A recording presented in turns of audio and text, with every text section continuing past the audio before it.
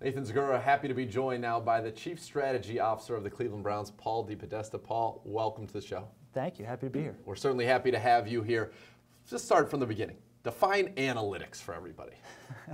I think I probably have a very, very different definition than most. For me, analytics is just about trying to use information to help you make better decisions. And that information can come in very different forms. As I was telling people here a little while ago, when we time players in the 40-yard dash at the combine, that's a form of analytics, right?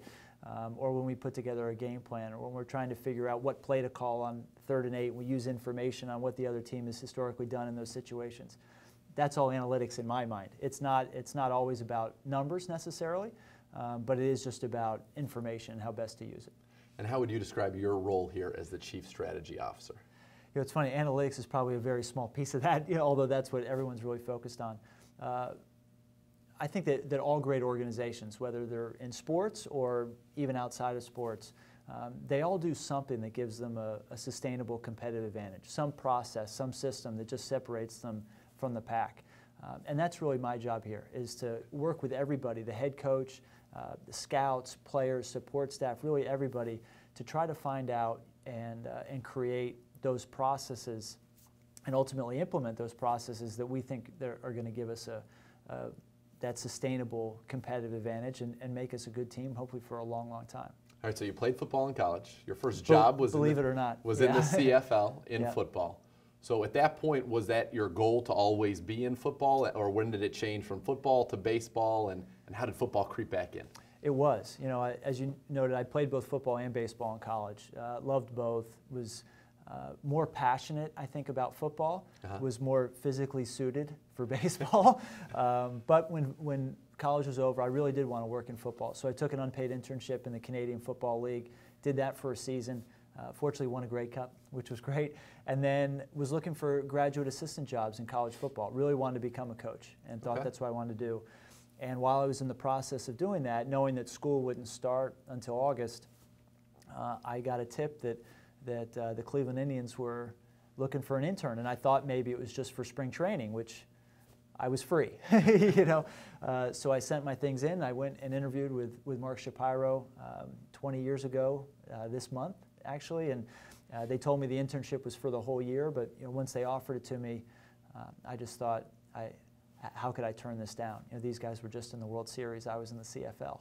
Absolutely. And it was a great opportunity, and so I jumped at it. And there have been a couple times in the interim, 20 years, where I've had some opportunities to maybe go back, and it just wasn't the right time, but this really felt like the right time and the right situation to get back into football. So you come out of the World Series with the Mets. At that point, are you thinking at all, next year I'm going to be working in the NFL?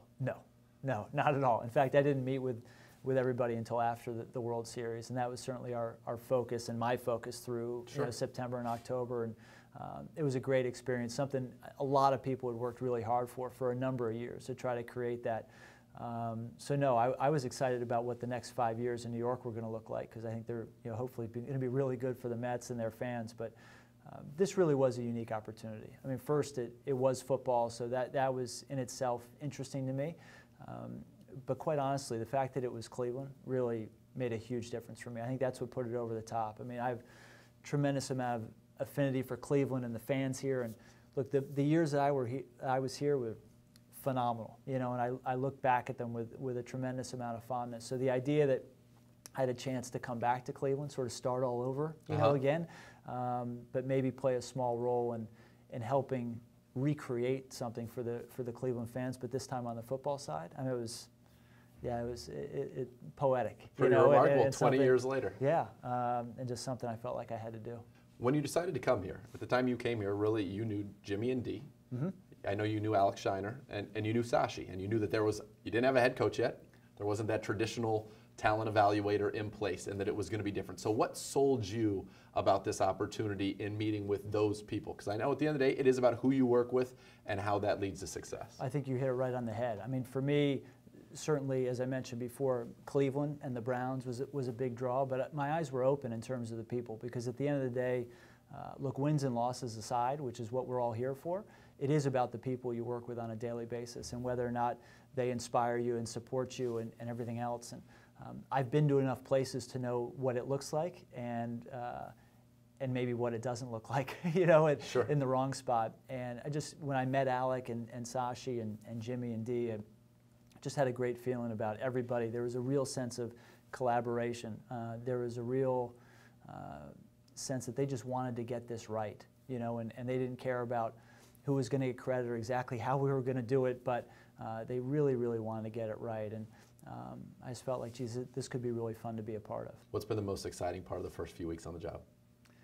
Oh, I think just helping put it all together. You know, meeting with the coaches, making that decision, you know, to bring in Hugh. I think the energy and excitement he brings to the building, and really just sort of setting the tone for everybody. That was, you know, that was exciting because it's such a big building block in terms of what we want to do, and now trying to, you know, round out his staff too. We're adding people every day.